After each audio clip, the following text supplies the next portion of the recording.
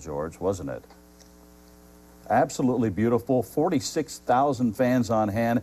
UCF takes the ball and moves right downfield. Kamar Aiken for 16 yards, and you'll see Brian Waters for 11. This is a nice sustained drive to start the game, George. Well, I tell you, anytime you can sustain a drive and get a score out of it, that's great, especially when you have a big crowd behind you that's making a lot of noise. Kevin Smith finishing the drive off with a 3-yard touchdown run. That opens the scoring, of course.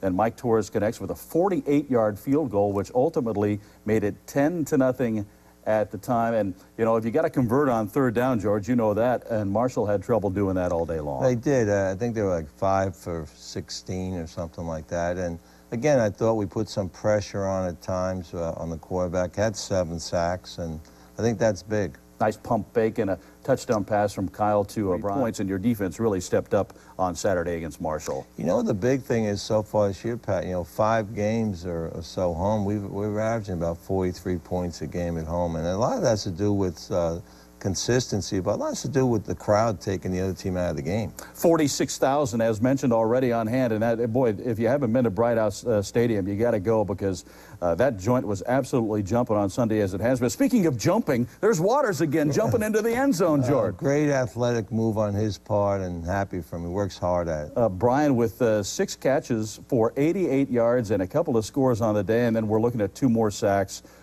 Leger Duzable was just incredible on Saturday. Right. I thought the key to that game was up front was Keith Shaligan. He had the middle push inside, and that's what forced the quarterback to the side. We haven't heard a lot about Darren Baldwin. Tell us a little bit about this kid who returned an interception. He just got back healthy.